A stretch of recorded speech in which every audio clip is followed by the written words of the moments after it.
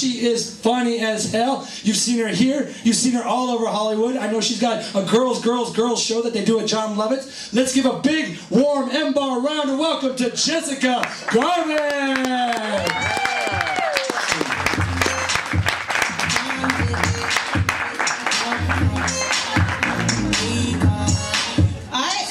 For Journey separate ways, and that's what I got. I wanted some Journey. Nobody, nothing on Journey. Clearly not my crowd. What's up, everybody? Are you having a good time yet? Yeah. It's good to be back on stage. I took some time off. I got married. All right, and then I moved to Valencia, and then I had 2 kids, and then I bought a minivan. Oh, no. And then I died inside. So I'm back. Yes, I'm a single mom. Any single parents out here? It's not so bad. I thought it would suck. It's kind of awesome. What I don't like about being a mom is what went on here. Like this. It grew back together. But these took a beating. I live out in Sherman Oaks, and I have one of those single mom friends, you know, that she's always in workout clothes, but she has like full makeup on, and she's always got like jewelry and earrings, and she drives an Escalade, and she's got 3 boys, and she has the biggest boobs I have ever seen. And I asked her one day, I said, "Where'd you get the boobs?" I go, "Did you breastfeed? Because those don't look like former teats." And she's like, she goes, "It's the weirdest thing. After each of my boys, my breasts grew a cup each. Isn't that so weird?" I was like, "That's so weird." Because the opposite happened to me. I have 2 kids. I had a full B to begin with. You do the math, people. Nipples on ribs. I'm like an A negative. But I'm single and I'm dating now, so I decided to invest in some false advertising, so I went to Victoria's Secret to get one of those push-up bras. And they measure you there. They measure you and they put you in like this machine and everything, and the girl's like, "Wow, you really are petite, aren't you?" I was like, "Yes, I am." So we go out, we look for a bra, and she goes, "I don't think we've actually ever seen one so tiny. Hold on." Oh! That was my posing. I was supposed to pose with that. Freeze. So she goes over to the wall, and there's like this brick, and she pulls it aside, and out pops this like drawer, like the tiny titty drawer. She's like, "Here, sweetie." I'm like, "Thank you." So I go in, try it on. Fucker's baggy. Like a ½ inch on each cup. I was like, "You gotta be fucking kidding me." It was like cargo pants for my tits. Fuck this, I'm gonna make it work. So now I don't carry a purse. BlackBerry and my keys. I need a stroller for my toddler. It's right here with some little fishies. Good, sweetie. Still got room for my weed. Dating.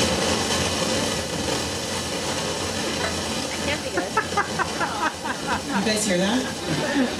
Do you hear that, right? So I'm just gonna keep going. So dating. Anybody here dating? Boo. Because dating is awesome. This is what I hear when I'm dating. Oh, Thank you. Okay. So dating. What does I say? Dating.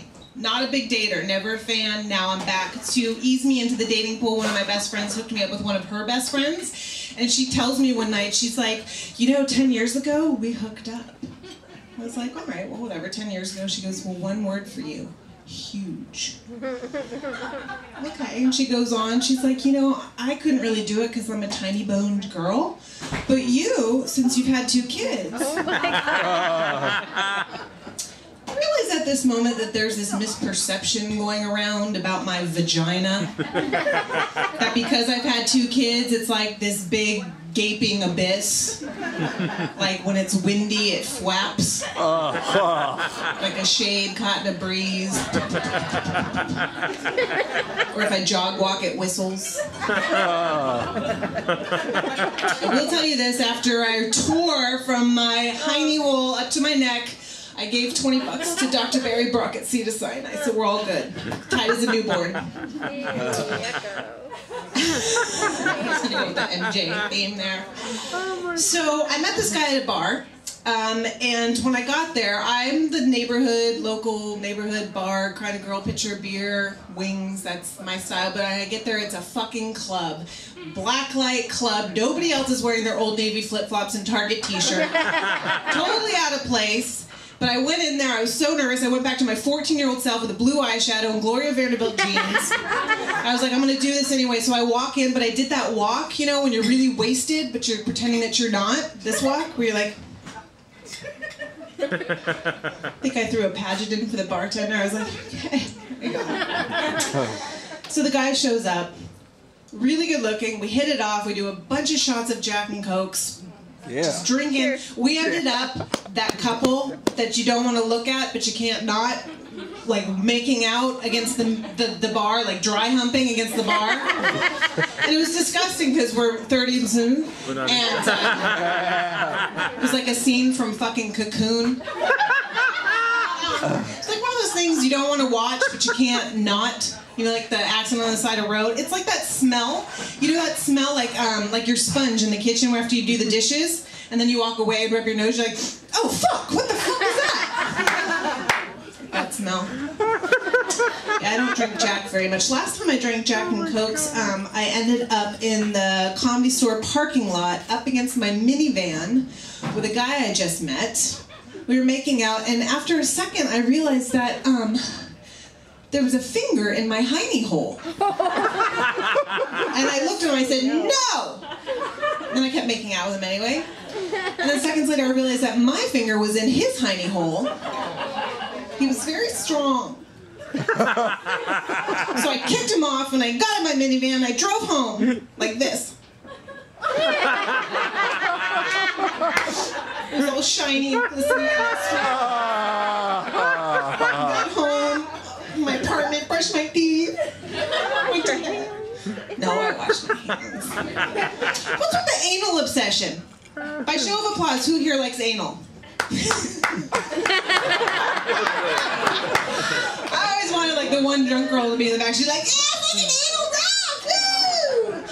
My mom friend out in Sherman Oaks, we work out at the same gym. And we were doing turbo kick one day, and she was kind of dragging. And usually she's like, "Come on, fatty, move it!" And she's like dragging, so she walks out, and I go, "Are you alright?" She goes, "I'm just really sore." And I was like, "Yeah, we've been working out really hard." She goes, "I had anal last night." Now this is the mom that picks up my kids from school, and I was like, "Well, what happened to the other hole?" She's like, "We know. After 10 years of marriage, you got to spice things up a little."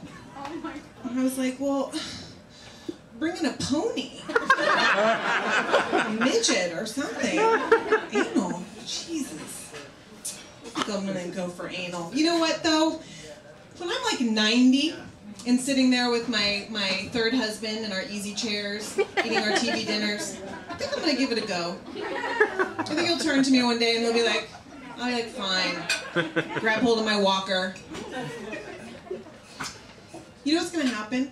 Is I'm gonna be 90 and I'm gonna have the mind-blowing orgasm that I've been seeking since I was 16 and a half years old. I'm gonna, you know, I heard that girls pass out to this shit. Like, I'm ready, and it's gonna happen when I'm 90. And when I'm 90, I'm gonna be like, oh! My G-spot's in my asshole! Get it? That's it for me, you guys. Were fun. Thank you so much.